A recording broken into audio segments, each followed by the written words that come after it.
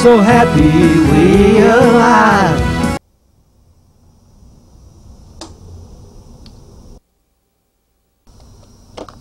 Good evening, and welcome to Louisville Late Night.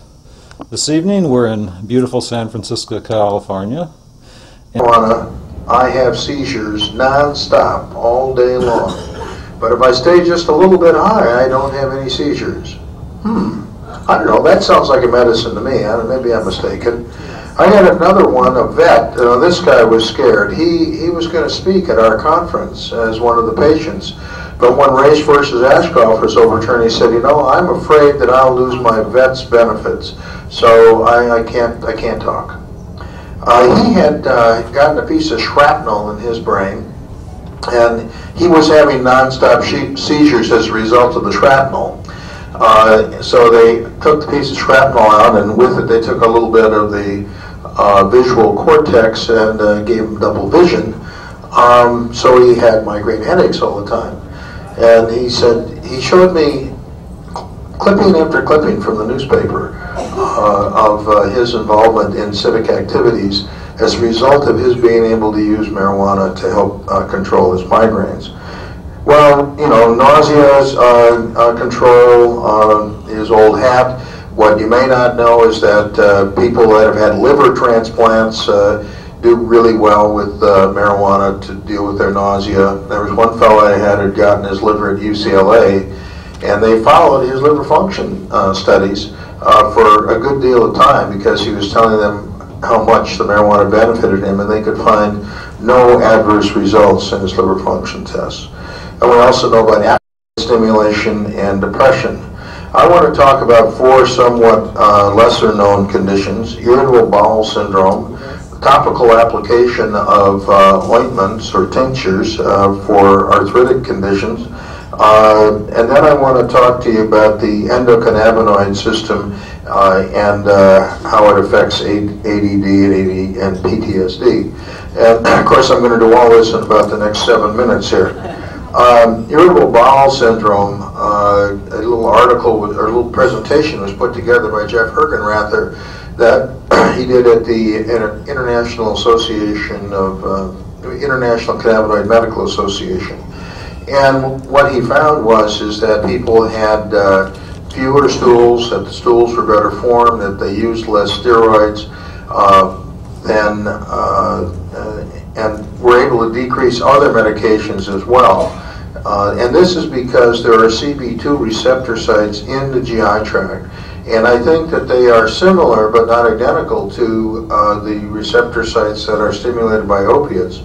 However, unlike the opiates, which can bring the GI tract to a grinding halt and cause the irritable bowel syndrome patient to bounce back and forth between constipation and diarrhea, I believe that the cannabinoids modulate the peristaltic action so that peristalsis continues but at a more normal rate. I know that most of us who do cannabinology have a small but happy group of people who have found success with using cannabis for treating irritable bowel syndrome. The topical application for arthritis is something I wanted to share with you because that's something that I have learned from the patients who come from Mexico or who say, my grandmother made that. And it's particularly useful, I think, in terms of arthritic conditions that involve the small joints, that involve the hands, the wrists, the toes, and ankles. Did have one patient who had helped their shoulder, but I think that that's kind of atypical. And I guess the reason I would think is that the cannabis has an anti-inflammatory effect and an analgesic effect. But I think for its anti-inflammatory effect to be really effective, it needs to get to the joint.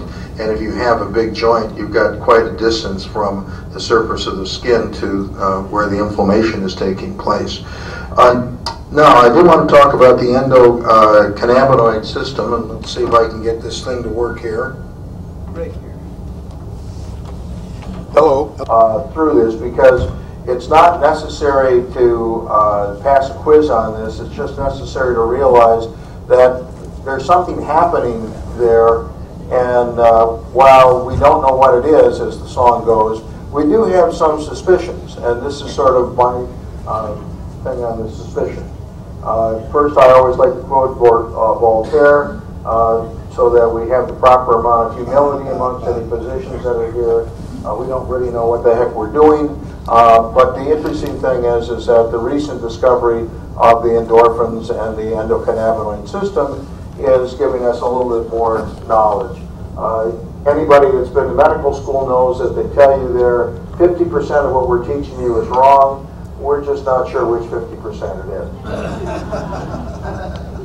Okay, so we've had a lot of patient endorsements, and this is from PTSD patients. It wasn't for marijuana, I'd be out shooting people. I think this came from a guy who lives 20 miles outside of Bishop, down the end of the road. He's the last house there. He's still a little close to people, but that's as far away as you can get. With cannabis, I can sleep. I don't have the nightmares. When I use marijuana, I'm able to deal with people without being so angry. And there's some more. This is, while PTSD is commonly associated with being in combat, has had other names before it, it's also associated with a number of other conditions as well. And you can see that there's a very large percentage of the population that has PTSD.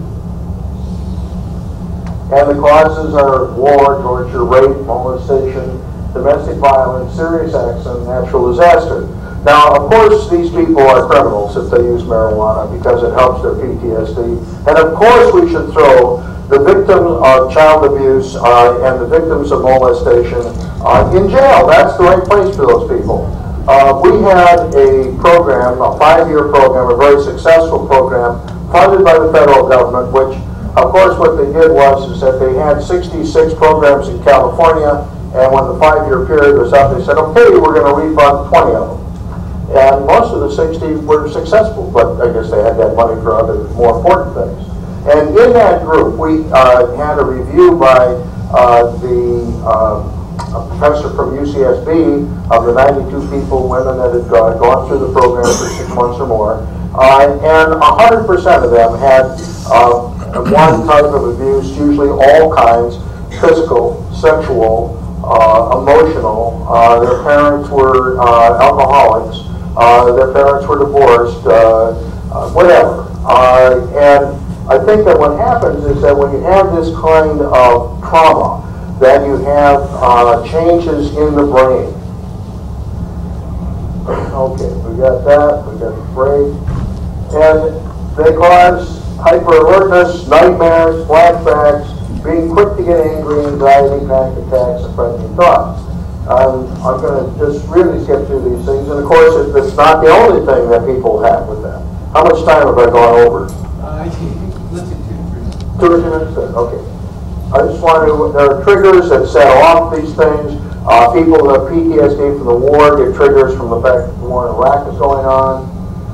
Conventional treatment may be some medications, usually antidepressant medications, counseling, or a combination of the two. And actually, the VA, at least in our area, is relatively effective, and the VA refers me patients because the federal government does not allow them to recommend cannabis, even though it would be legal in California. And you know, when we're using a drug, you have to compare the therapeutic effects versus the side effects, and of course we know that marijuana doesn't have any significant side effects. So what's going on? The important keywords here are dopamine, limbic system, which is in the midbrain, retrograde inhibition, and anandamide is a naturally occurring cannabinoid. Dopamine is important because it's one of the off switches in the brain. 70% of the brain is there to turn off the other 30%, and that the dopamine system becomes dysfunctional because the body produces something that ties up the dopamine, and it's not free to turn off the switches. Okay, so you form this